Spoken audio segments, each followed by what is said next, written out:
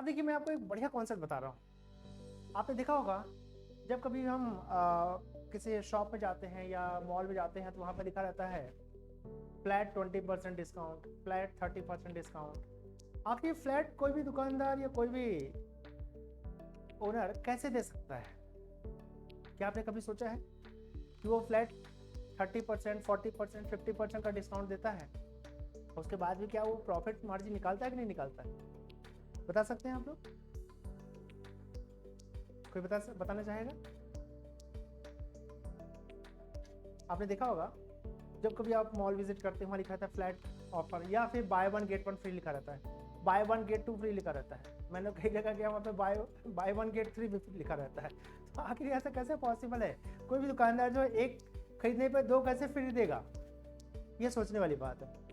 कोई भी दुकानदार एक खरीद के लाएगा, उसके बदले 5 से 2 थोड़ी देगा, वो प्रॉफिट निकाल के ही देगा। ठीक है, इसी से रिलेटेड एक क्वेश्चन मैं आपको बता रहा हूँ। जैसे मान लीजिए, समझिएगा थोड़ा ध्यान से कैसे साइकोलॉजिकली गेम खेलते हैं यहाँ पे। जैसे मान लीजिए मेरे पास कोई एक कस्टमर है एंड 2 शॉप्स है। ध्यान से देखिएगा, बहुत अच्छा कॉन्सेप्ट है।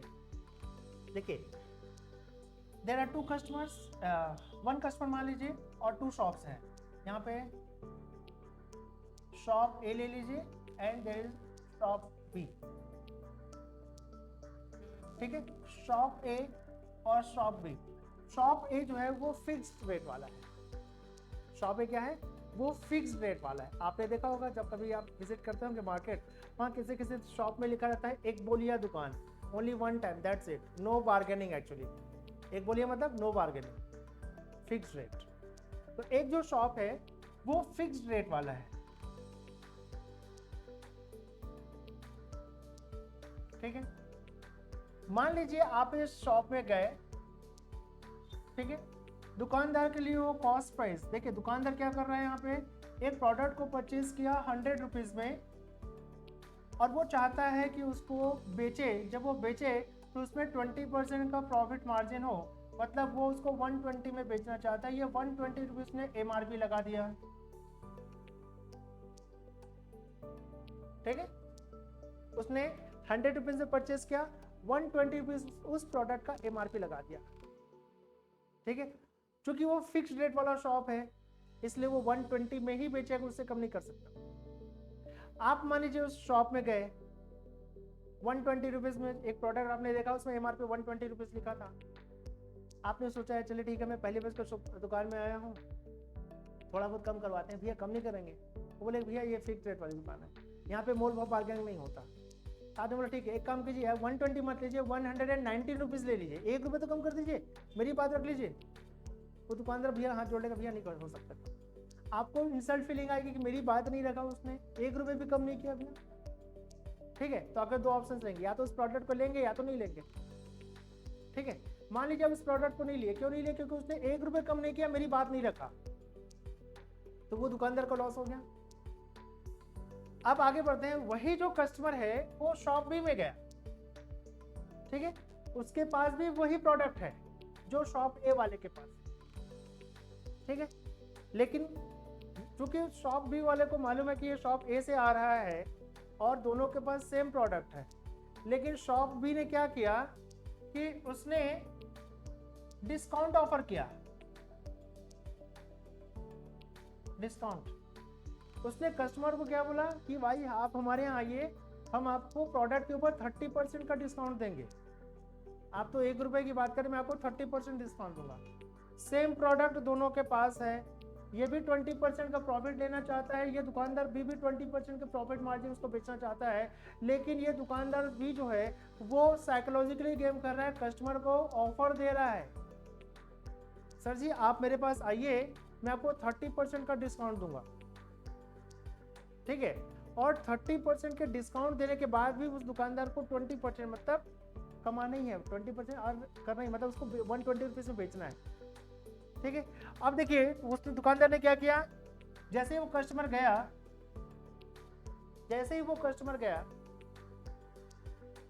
दुकानदार ने उसको कहा आइए सर जी आप देखिए ये एक प्रोडक्ट आया, बिल्कुल एकदम मार्केट में नया है, कहीं नहीं है प्रोडक्ट, जबकि दुकानदार भी को मालूम यही प्रोडक्ट यहाँ देख क्या रहा है कस्टमर, लेकिन जब उसका दुकान आया बोलता सर जी देखिए आपको एकदम इम्पोर्टेड क्वालिटी का दिखा रहा हूँ, ये प्रोडक्ट अभी मार्केट में कहीं नहीं है, मेरे पास आया है, थोड़ा कॉस्टली है लेकिन उसमें भी डिस्काउंट चल रहा है, अगर आप इस प्रोडक्ट को लेते हैं तो मैं आपको 30% का डिस्काउंट दूंगा।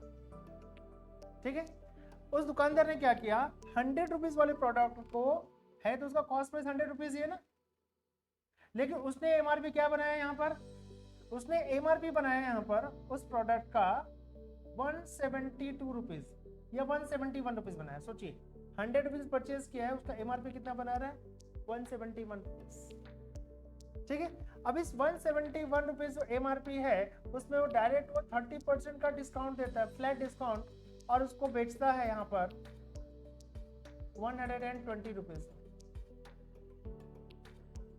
आई बात समझे, खरीदा कितने में था 100 रुपीज, बेचा कितने में 120 रुपीज, लेकिन क्या किया उसने, कस्टमर को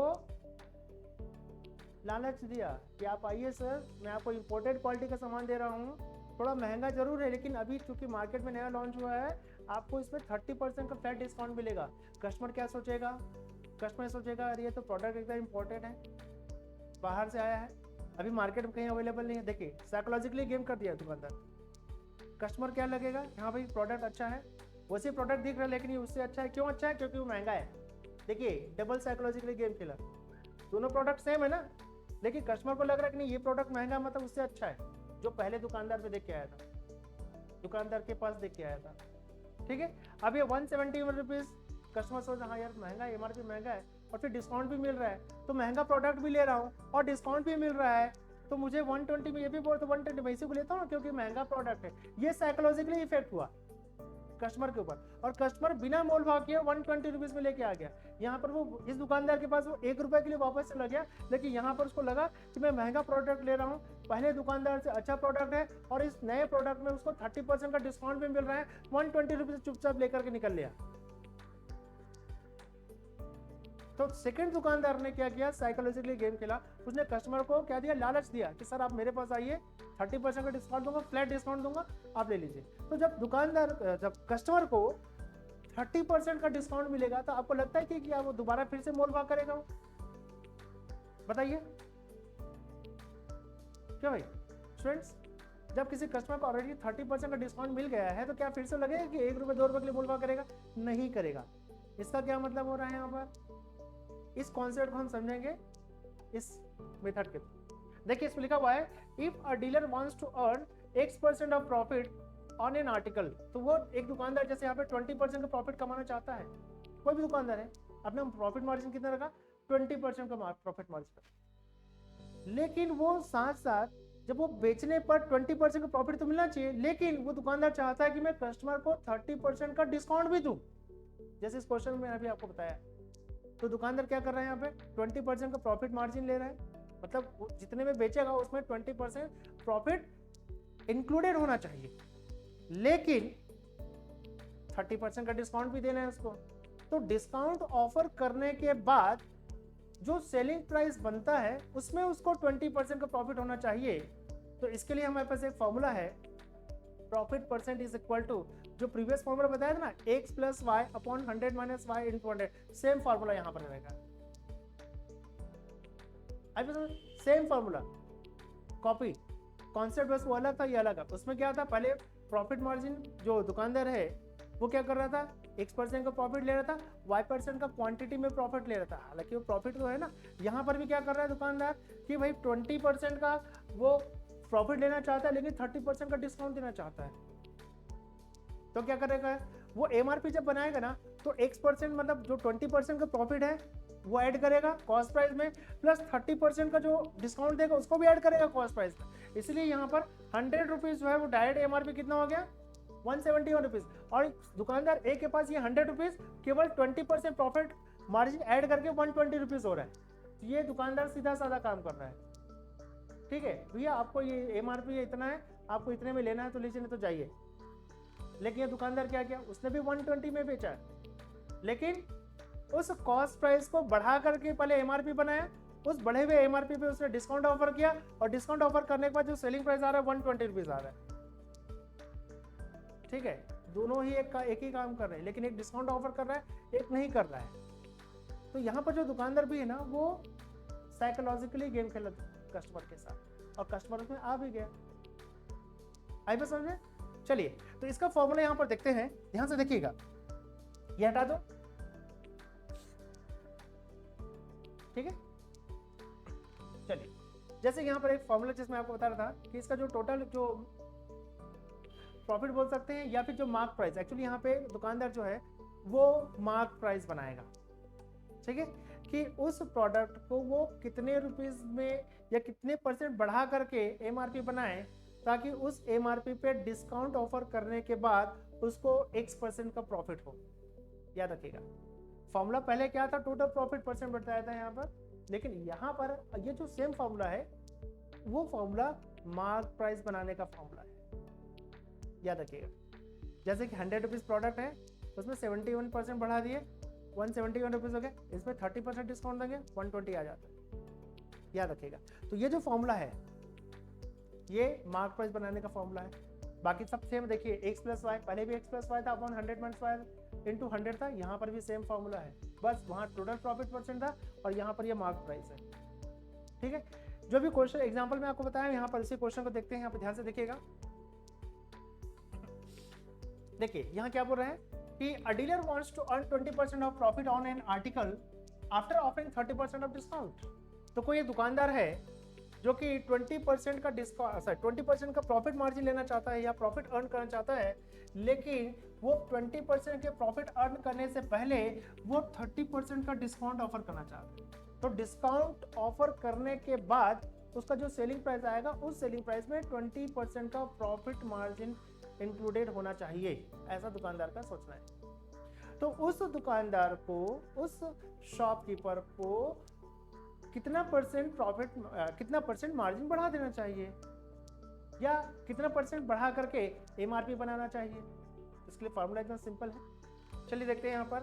तो सबसे पहले काम करते हैं, his mark price is equal to 20% का प्रॉफिट लेना चाहता है सेलिंग प्राइस पे, सॉरी कॉस्ट प्राइस पे 20% का प्रॉफिट उसने ऐड कर दिया, तो डायरेक्टली यहाँ पे 20% का उसने प्रॉफिट ऐड किया, प्लस चूंकि वो 30% का डिस्काउंट भी देगा कि नहीं देगा, 30% डिस्काउंट तो देना है ना, तो क्या करेगा वो उस कॉस्ट प्राइस में वो 30% भी इंक्लूड करेगा। तो हमने पहले 20% का जो प्योर प्रॉफिट निकालना है वो हमने लिखा है यहाँ पर, फिर इसके बाद 30% जो डिस्काउंट ऑफर करना है उसको भी तो इंक्लूड करना पड़ेगा, जब ऐड करेगा तभी तो जाके फाइनली माइनस करेगा।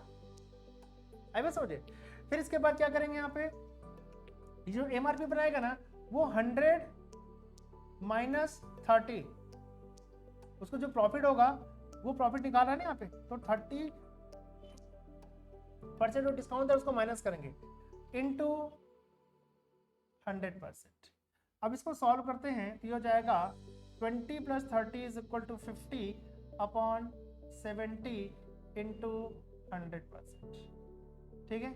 आप इसको चाहें तो उसको डिवाइड कर लीजिए, ये कितना आता है 500 अपॉन 7%, ये हो जाएगा 71.4%। इसका मतलब ये हुआ कि अगर मान लीजिए दुकानदार के लिए कॉस्ट प्राइस 100 रुपीज़ है, उस 100 रुपीज़ में वो 71.4% बढ़ा करके वो एमआरपी बनाएगा, एमआरपी बन जाता है 171.4 रुपीज़, ठीक है। खरीदा कितने में था 100 रुपीज़ में, उसका एमआरपी कितना हो गया यहाँ पर 171 रुपीज़ हो गया। इस एमआरपी पे जब वो डिस्काउंट ऑफर करेगा 30% का, तो उसको जो सेलिंग प्राइस मिलेगा यहाँ पर, वो सेलिंग प्राइस कितना होगा देखिए 171 का 4% माइनस 30% माइनस कीजिए, ये आता है, इसमें से 51 रुपीज़ माइनस कर दीजिए, 51 रुपीज़ इसमें से माइनस करते हैं, ये हो जाएगा 120 रुपीज़, ठीक है। इस 171 रुपीज़ में 30% डिस्काउंट करने के बाद उसका जो सेलिंग प्राइस आता है 120 रुपीज़ आता है। चलिए अब देखते हैं यहाँ पे खरीदा कितने में था 100 रुपीज़ में, उसने बेचा कितने में 120 रुपीज़ में। इस 120 रुपीज़ में 20% का प्रॉफिट मार्जिन इंक्लूडेड है कि नहीं है ना यहाँ पर। तो इसलिए आपको ध्यान रखना है, अगर क्वेश्चन इस प्रकार से दिया रहेगा तो आपको इस तरीके से हैंडल करना है। ये जो फॉर्मूला है वो एमआरपी निकालने का फॉर्मूला है, क्योंकि कभी भी डिस्काउंट दिया जाता है तो वो एमआरपी पे ही डिस्काउंट ऑफर किया जाता है, मार्क प्राइस पे ही डिस्काउंट किया जाता है। याद रखें, कभी भी सेलिंग प्राइस में डिस्काउंट नहीं होगा, क्योंकि मार्क प्राइस में डिस्काउंट देगा तभी सेलिंग प्राइस बनेगा। तो इसलिए हमने क्या किया, कॉस्ट प्राइस था 100, उसने एमआरपी बनाया 171, जिसमें से 20% और 30% यहाँ पे ऑलरेडी इंक्लूडेड है। उसने 100 रुपीज़ का प्रोडक्ट पे एमआरपी लगाया 171 रुपीज़ 40 पैसे। फिर क्या किया, जैसे ही कस्टमर गया उसको 30% का फ्लैट डिस्काउंट दिया, आ गया कितना यहाँ पर, सेलिंग प्राइस 120 रुपीज़, उसका टारगेट ही था 120 में बेचना। क्लियर हुआ? देखिए इसमें जो सेकंड क्वेश्चन है, यहाँ क्या बोल रहा है, a dealer wants to earn 15% of profit on an article after offering 25% of discount. याद रखिएगा, इसमें टारगेट क्या है, उसका जो टारगेट ऑफ प्रॉफिट है 15% है, ठीक है। 15% का प्रॉफिट अर्न करना चाहता है, लेकिन 15% के प्रॉफिट को अर्न करने से पहले वो कस्टमर को 25% का डिस्काउंट ऑफर करना चाहता है। तो उसे एमआरपी कितना बनाना चाहिए, देखिए, ठीक है। By what percent should he increase his mark price, ठीक है, to arrive at the level price. Level price मतलब सेलिंग प्राइस कितना आना चाहिए। तो सबसे पहले क्या करेंगे यहाँ पर 15% का, so therefore mark price is equal to, ये हो जाएगा 15% को उसको प्रॉफिट अर्न करना है प्लस 25% का प्रॉफिट डिस्काउंट उसको ऑफर करना है अपॉन 100 माइनस 25 इंटू 100%, ठीक है। सबको सॉल्व कीजिए, कितना आ रहा है, 25 plus 50 is equal to 40, 40 upon 75 into 100, solve कीजिए, 25 3 सा 25 4 सा,